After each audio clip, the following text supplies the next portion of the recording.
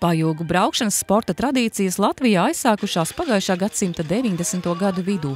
Pirmās sacensības rīkotas Vidzemes pusē.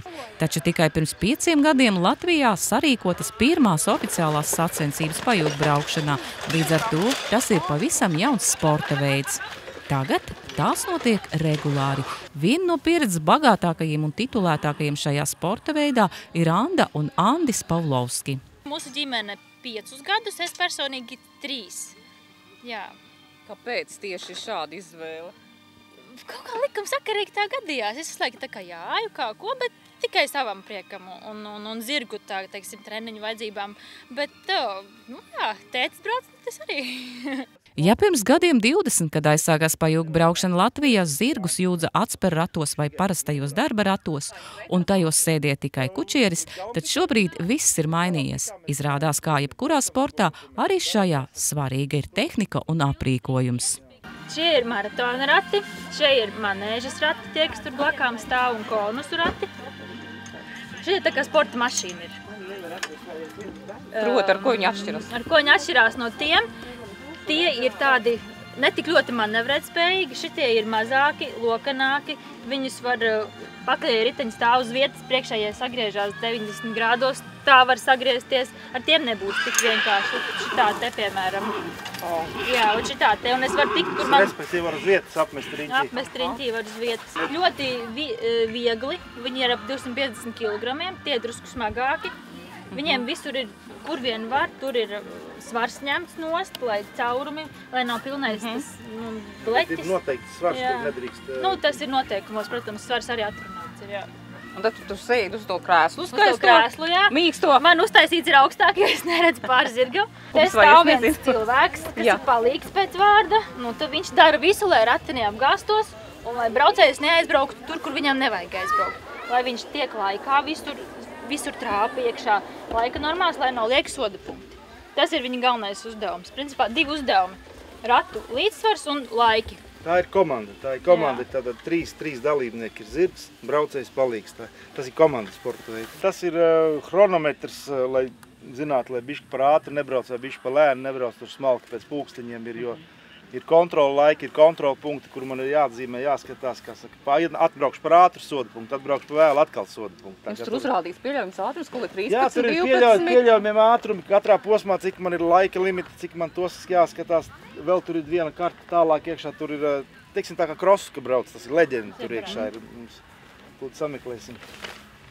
Tur ir iekšā leģenda, bet tas ir atkarībā, teiksim, kad brauc krosu, tad palīgs mašīnā braucot stāsta. Šeit ir jāatcerās viss tas galvā. Ja galīgi aizmiršas tas šķira lapu, bet kamēr tu lasīs pulkstens iet un beigās tev tiešām. Modernā pajūgu braukšana mūsdienās sastāv no 3 fāzēm – manēžas braukšanas, maratona un konusa šķēršļu braukšanas. Maratona trase Baltijas valstīs ir 5 un 6 km gara pa ceļiem un mežiem. Tā tiek ieturēta pauze, kam seko šķēršļu josla. Šķērslis ir tāds tā kā labirints maziņš. Tur ir burti no A līdz F, kā kurā klasē. Mazākajās klasēs ir mazāk burti, no A līdz D, piemēram. Un tad viņi visi ir jāsalasa viens pēc otru pareizā secībā. Un tad tur arī ir vesela noteikuma grāmata, kas ir jāzina. Tas ir jau alfabēts jāiemācās arī. Tas ir viens, jā. Tas ir viss tas domā, ka šī sporta veidā. Baigi daudz jādomā ar galvu. Visu laiku ir jādomā. Sacensībās Kalvenē Pavlovski kārtējo reizi nodemonstrēja savu meistarību. Viņi var lepoties ar augstiem panākumiem Latvijas un Baltijas čempionātos. Nesen piedalījušies arī sacensībās Vācijā. Lai mēs piedalītos sacensībās, mums praktiski visi ģimeni to dara. Zirgi ir jābaro, viņi ir jātīri, viņi ir jātrenē, viņi ir jākrāmē mašīnā. Tā mašīna ir jāremontē un jāvada.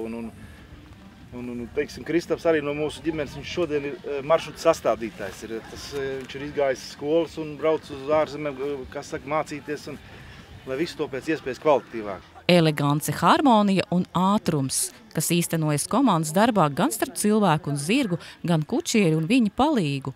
Tā tiek raksturota pajūgu braukšana, ar kuru Latvijā nodarbojas nepilns 10 braucēji. Braukšanas pieredze jau ir, jā? Viņi pirmo reizi 2 jūgā ragāt. Ar dopingu, reku dopings nāk. Dopings? Reku dopings. Viņi ap 2 iet 2 jūgā. Viņš arī pirmo reizi startē sacensībās ap 2 jūgā. Kas tur būs tas galvenais kučieris? Galvenais kučieris mums ir Zintra? Zintra Blūma. Jā, Zintra pati, jā. viņš šobrīd pošās uz maratona sacensībām.